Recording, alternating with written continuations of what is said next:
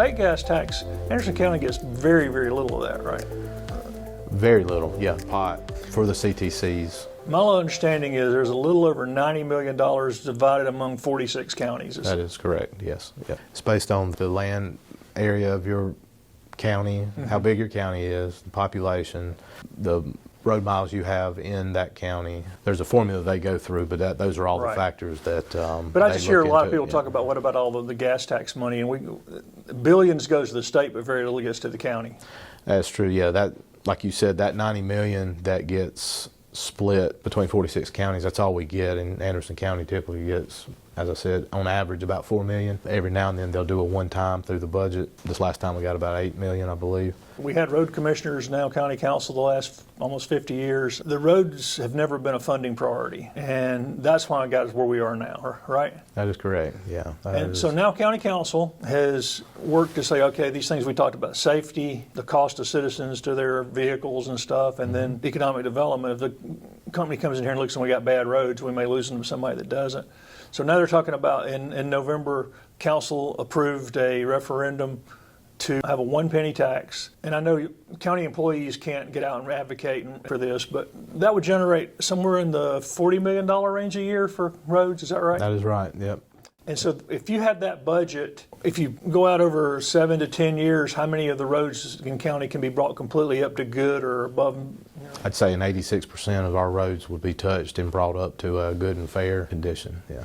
And right now we're in the 50s, right? 62% is our average. And which are all deteriorating as we sit here and talk. As we sit here and talk. It's been raining. If we have a super hard freeze for a few days, those numbers that are in good might be in the fair or poor pretty quickly. Exactly, yeah. It doesn't take just a hard winter, and all of our numbers and our inspections, which we add a little bit of something in there for those, deterioration. Well, you're not an elected official, so they don't let you decide these kind of things. They do not, no. But if for some reason the referendum didn't pass, what's the road condition going to look like for the next 7 to 10 years if we don't find a source? Based on our, our scan here, they've run some different models for us. If we currently kept on doing what we're doing, and you just said we had $4 million through CTC, if that was our number, we're just going to continue to deteriorate and decline. And I think over 6 or 7 years, we're in the 60s now, it'd be down in the 40s. So it's just, all of our roads just continue to deteriorate over time. So that's, if this should not pass, that's what would, yeah. You talked about, how good your staff is and the work they do. Is it frustrating for them that they know there's stuff that could be done that they just don't have the money to do? Oh yeah, that's from everybody. We're here to help. We want to, we're public service. We want to help. Y'all got roads in y'all's name, so people blame y'all for. Yeah. Roads is, that's we talk about that daily on, we talk about projects and how, we know the fix, we know how to, this is what needs to be done, and, but of course we don't have the funding to do it, so it makes it frustrating and then we have to tell a citizen, we know we just don't have the funding to do it, so then we feel like we can't help at that point, which we can't. So we try to find other ways of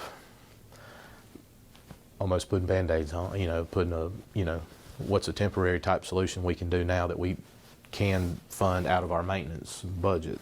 Next time we meet, it'll probably be in March, early March sometime, you should have a list of all the roads that are prioritized and a map of all the places they looked at that will be able to let citizens see where they examined all the roads and what roads are poor, failing, which ones are okay. But you're putting this together so the public can see what y'all want to do. You want everybody to know, here are the roads we want to fix in year 1, year 2, year 3 when we get funding. Is that right? That is right, yeah, that is our plan.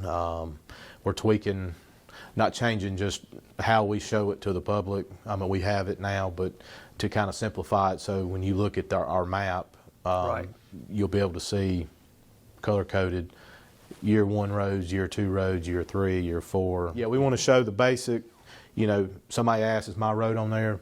They could pull this interactive map and they can look at their road and they look at any other road,